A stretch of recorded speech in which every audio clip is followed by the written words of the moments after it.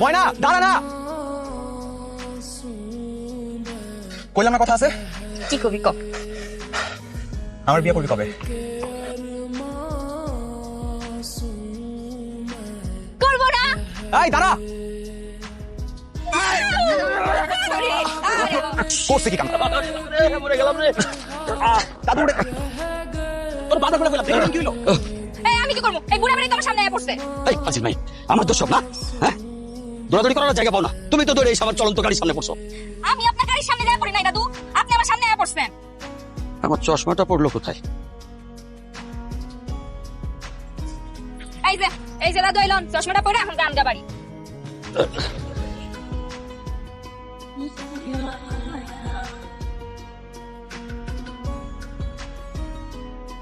বৌমা, বৌমা কিসের বৌমা? এ দাদু, এই বাড়ি থেকে উল্টাপাল্টা কিছু খাইয়েছেন নাকি?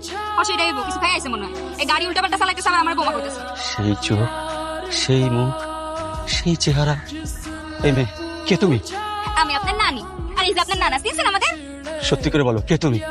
আমি ময়না, এই যে বস্তিতে থাকি। তোমার বয়স কত? আচ্ছা আমার বয়স আপনার কাম কি কন্ত দাদু? এ কি করে সম্ভব? তুমি কোনো সাধারণ মেয়ে না। তাহলে আমি কেডা? তুমি তুমি জমিদার গিয়াসউদ্দিন শাহর একমাত্র ছেলে নাদির শাহর স্ত্রী।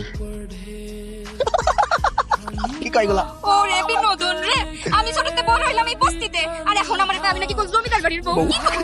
আমার একটা কথা মিথ্যা নয়, 20 বছর আগের ঘটনা এটা।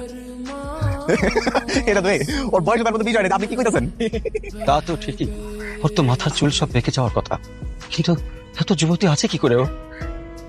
দাদু দেখেন, আপনার কোনো কথাই আমার মাথায় ঢুকতেছে না। আপনি কি কইতেছেন না কইতেছেন আমি কিছুই বুঝতেছি না। না জানতো আমারও মাথায় কিছু ঢুকছে না, কি করে এটা সম্ভব? তোমরা চলো তো, আমার সাথে চলো, চলো চলো আমার সাথে, চলো তো।